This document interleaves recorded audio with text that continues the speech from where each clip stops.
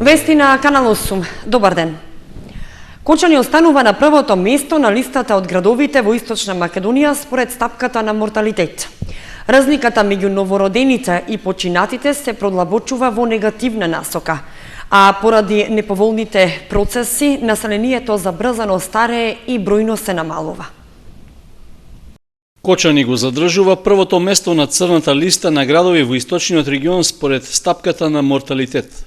Останува двојно поголемата разлика меѓу бројот на починати во однос на родените. Со овој своевиден и неславен рекорд, нашата општина останува и пред соседниот Штип, каде разликата во бројот на родени и починати е за извесен процент поповолна. Податоците од Државниот завод за статистика покажуваат дека во 2014 година во Кочани се родиле 327, а починале 409 лица, што представува негативна разлика од 82. Во Штип се родиле 479 лица, што е за 60 помалку од вкупно починатите 539. Неповолен е односот и во Чешиново Облешево, каде се родиле 54, а починале 94 лица, што општината ја приближува до неславниот просек. За сега во најповолна состојба е општината Зрновци, каде со односот е изедначен, со оглед дека се родиле исто толку колку и што починале, по 30 лица. Во соседната Виница пак, исто така, односот е неповолен затоа што во текот на минатата година починале 205, а се родиле 164. Главна причина за намалувањето на бројот на новородени, што е карактеристика за цела Источна Македонија, е големата миграција, односно иселувањето на младите брачни парови во западноевропските земји. Новороденчињата што се раѓаат во странство, обично се запишуваат во тамошните матични служби, а родителите дури подоцна, и тоа во ретки случаи, бараат нивно воведување во македонските книги на родените. Виница пристапува кон ревизија на програмата за локален економски развој со нови приоритети. Одредени приливи на средства се очекуваат и од продажбата на нови 11 парцели, кои се опфатени со новата програма за управување со градежно земјиште. Новата стратегија за локален економски развој е во фокусот на локалната политика во Виница. Откако ќе се изврши ревизија на претходната програма, чија важност се укина минатата година, ќе се пристапи кон дефинирање на новите приоритети. Советниците кои ќе имаат активна партиципација во работната група дадоа недвосмислена подршка за изработката на овој значаен документ. Формирана е работна група од 25 членови, тоа се институции, Сдружение на граѓани, невладени организации и други граѓани на општина Виница кои во наредниот период преку своји предлози, сугестии и идеи треба да ја донесат новата стратегија за локален економски развој. Очекуваме дека ќе има добри предлози. Оваа програма треба да биде за наредниот период од 5 години, односно 2016-2021 година, по која општина Виница ќе ги крои следните периоди со нови проекти. Надградување на скромниот општински буџет се очекува и од продажбата на нови 11 парцели што се опфатени со новата програма за управување со градежно земјиште, што доби зелено светло од советниците на 29-та редовна седница одржана во средата. Предмет на програмата е продажба во наредниот период на градежно неизградено земјиште и тоа 6 парцели во делот на индивидуално домување, 2 парцели се со ознака Е2, односно за производство на електрична енергија, парцели каде што може да се сместат фотоволтаици, гасни станици и така натаму и така натаму. 2 парцели се предвидени за индивидуално домување, односно за изградба на стамбени згради и една парцела е градежно неизградено земјиште за лесна индустрија. Почетната цена на сите овие парцели е 61 денар, односно 1 евро, и бидејќи постои огромен интерес за парцелите токму за индивидуално домување, очекуваме дека цената ќе стигне некаде до 8 до 10 евра по метар квадратен. За другите парцели очекуваме да се јават заинтересирани страни, посебно во делот на колективното домување за изградба на стамбени згради, бидејќи општина Виница подолго време ги има овие парцели донесени како со детален урбанистички план, меѓутоа до сега немаме заинтересирани. Се надеваме дека оваа година ќе се јават заинтересирани, така да и овие парцели конечно почнат со изградба. Една од поважните точки што го помина советничкиот филтер на последната седница е и елаборатот за процена и утврдување на висината на штетите од елементарните непогоди, чија парична вредност достигнува до 14 милиони денари. Состојбата со невработеноста во Виница не го заобиколи ниту Советот. Различна перцепција на фактите низ излагањата имаа советниците во зависност од нивната вокација и партиската определба. Кочанските училишта средно рангирани. Нема големи отстапувања на оценките од екстерно со оние во дневникот.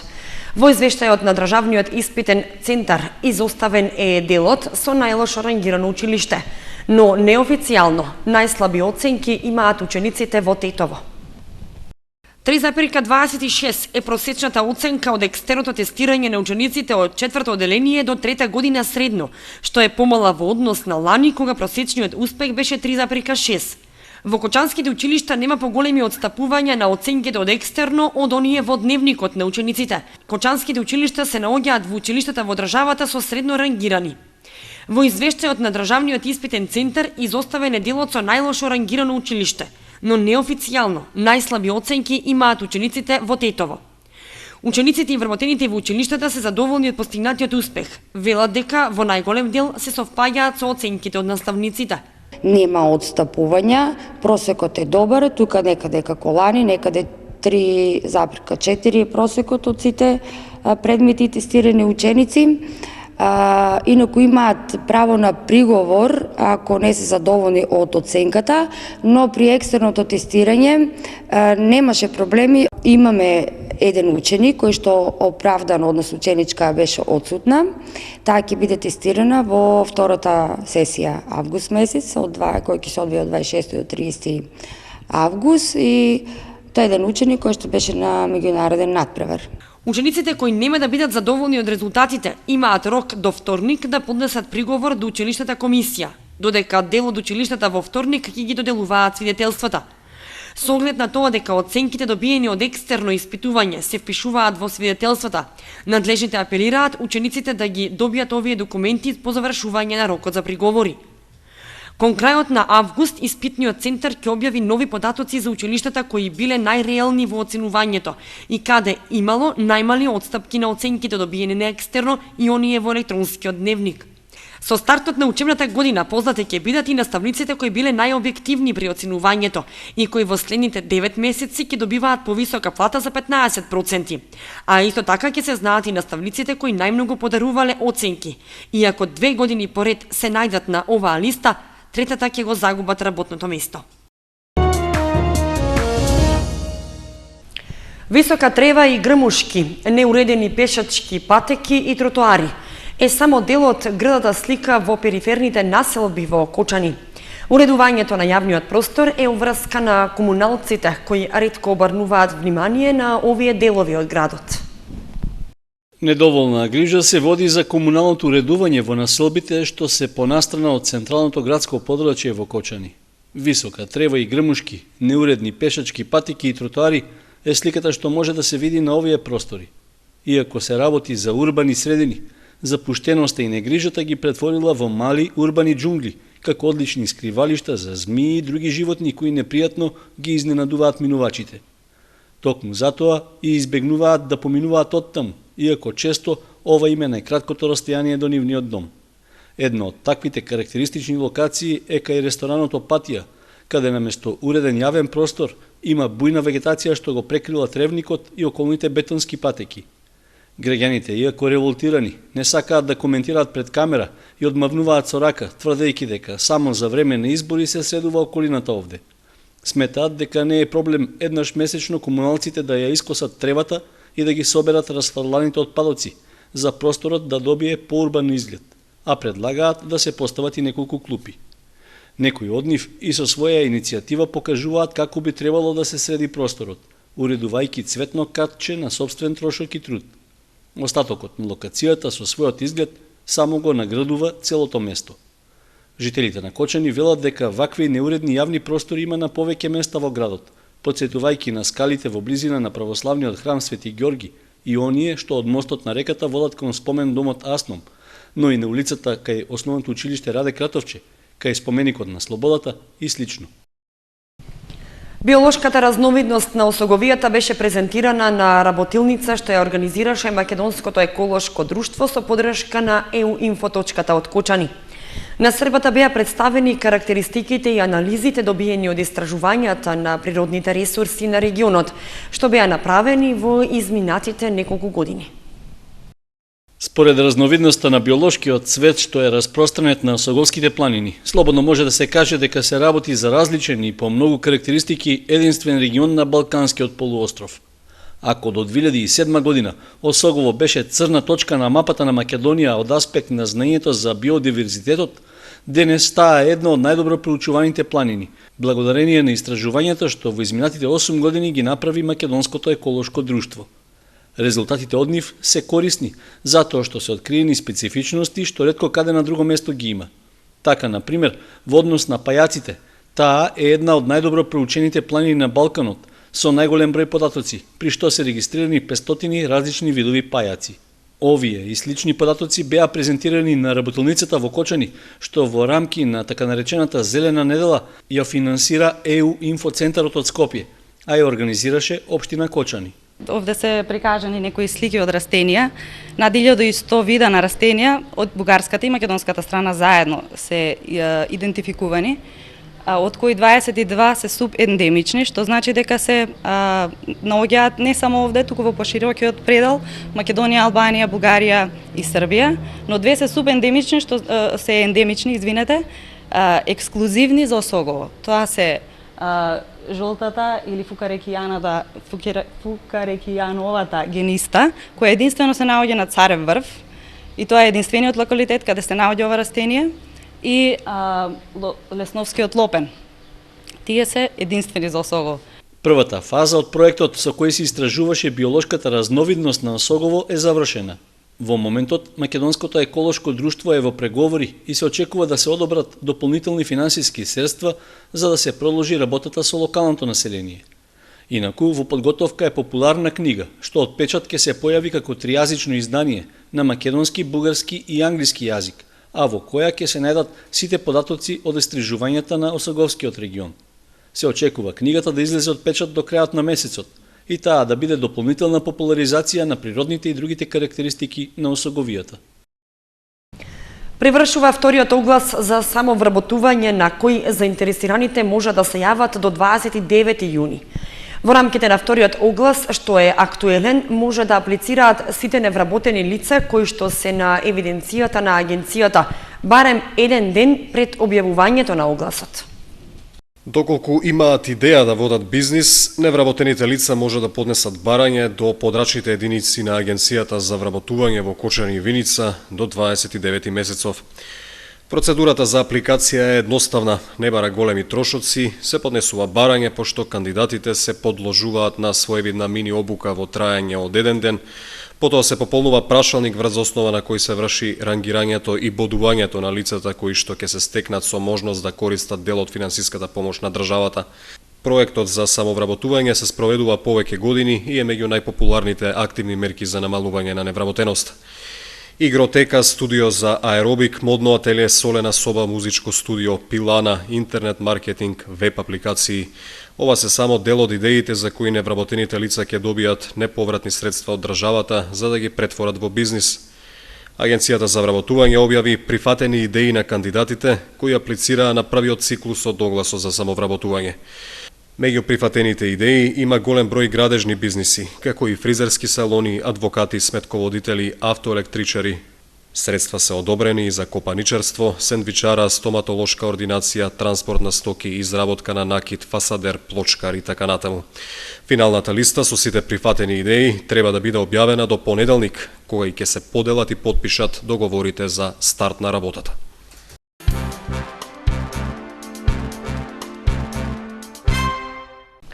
Високиот крвен притисок коси. Особено во летните жешки денови граѓаните имаат високи вредности на крвниот притисок, а не ни знаат за тоа, односно не чувствуваат никакви симптоми, што е уште поголема веројатноста за добивање мозочен или срцев удар. Вакви вредности забележале лекарите од Институтот за трансфузиона медицина од Штип на редовната крводарителска акција организирана во Црвениот крст Кочани. Висок крвен притисок без никакви симптоми. Лекарите од Институтот за трансфузиона медицина од Штип на редовната крводарителска акција во Црвениот крст во Кочани, примерење на крвниот притисок на граѓаните кои сакаат да даруваат крв, забележале покачени вредности на крвниот притисок кај нив. Загрижувачко е, велат лекарите, што граѓаните не ги чувствуваат симптомите на високиот крвен притисок и не се ниту свесни дека имаат покачени вредности, што е многу опасно за евентуални мозочни или срцеви удари. Има се почесто граѓани кои не чувствуваат дека имаат висок крвен притисок, меѓутоа кога ќе го измериме имаат крвен притисок, што е многу повеќе за загрижување, бидејќи тие не осеќаат никакви симптоми на висок крвен притисок, а го имаат. Високиот крвен притисок е голем ризик не само за мозочни, туку и за срцеви удари, како и за многу други здравствени проблеми. Затоа лекарите со апел да се избегнуваат летните горештини, особено да внимаваат старите лица и хронично болните. Еве и до сите граѓани еден апел на овие горештини да внимаваат на своето здравје, да се заштитуваат по можност, да не излегуваат на сонце доколку немаат вистинска потреба за тоа. Во периодот после 12 до 4-5 часот да си седат дома, да пијат повеќе течности, да се го регулираат својот крвен притисок, посебно оние кои веќе примаат лекови за истиот. Инаку, во Општинската организација на Црвениот крст се одржа редовна крводарителска акција на која беа дарувани вообичаените 30 крвни единици. Граѓаните на оваа акција ја покажаа својата хуманост и ја даруваа скапоцената течност. Црвениот крст од Кочани во текот на годината реализира 12 крводарителски акции, односно секој месец по една. Крводарителска акција организираше и полициската станица Кочани, во која скапоцената течност ја даруваа 25 вработени во Кочанската полиција. Ова е втора акција од трите планирани до крајот на годината. Согласно годишниот план и програма на полициската станица Кочани во соработка со Министерството за внатрешни работи и Институтот за трансфузиона медицина од Штип, во текот на целата година реализира крводарителски акции во која крв даруваат вработените во полицијата. Полициските службеници ја покажаа својата хуманост. Акцијата помина успешно. Апсолутно се многу, да кажем, општествено одговорни, на тој начин што акциите се успешни, одзивот е добар и еве се прибираат крвни единици од сите крвни групи, што е особено значено во овој летен период, веќе со годишни одмори, така кога имаме отсуство на вработени од работните организации, кога учениците, студентите никако одмараат, на тој начин што секоја крвна донација во овие месеци јули и август ќе биде многу значајна. Па еве ги повикувам сите граѓани да се јавуваат во центрите за дарување на крводарителските акции и на тој начин да се обезбедат оние континуирани потреби од крв и крвни продукти. До сега имат се пријавено негде од колегите кои доброволно даруваат крв 25 мина. За сега акцијата иде успешно, има дарувано 19 колеги крв. До крајот мислам дека и тај број од 25 ќе го надминем. За наредната година исто така има планирано план и програма за 2016 година, ќе уследат повторно, така да во догледно време мислам дека акциите сите кои се побарани од Министерството за здравство ние ги успешно спроведуваме и за сега акцијата тече без проблем. Ова е втора поред крводарителска акција годинава во организација на полициската станица Кочани од вкупно 3 планирани во текот на годината. Последната е планирана за месец ноември. Богата 4-дневна програма за деновите околу викендот во дискотеката Аква. Во сабота гостуваат звездата на регионалното музичко шоу X Factor Алекс Саперовиќ. Дискотеката Аква продолжува да нуди атрактивна програма за своите посетители, согласно најавата дека во сезоната лето 2015 ќе понуди забава за сите. Богата програма е на репертоарот и за предстојниот викенд во продолжен интервал од четврток до недела. Во четврток гостува групата No End. Забавата започнува во 21 часот во ресторанот Аква, а 1 час по полнок ќе се пресели во дискотеката Аква. Ден подоцна петок во 21 часот во ресторанот Аква ќе гостуваат Тони, Билјана и Драган, а во 23 часот во дискотеката Аква настап има диџеј Синиша Станков. Во централната саботна вечер во Аква гостува една од топ звездите на претходниот премиерен циклус на X Factor Adria, српскиот кантавтор Алекса Перович, кој на живата свирка во Кочани ќе допатува во придружба на Екзотик Бенд. Стандардно неделната вечер нуди порелаксирана програма кога е во прашање вечерното излегување, но тоа во никој случај не значи помалку забава за посетителите. Гостите во ресторанат Аква ќе ги забавува групата Джумбуш. Свирката е закажана за во 21 часот.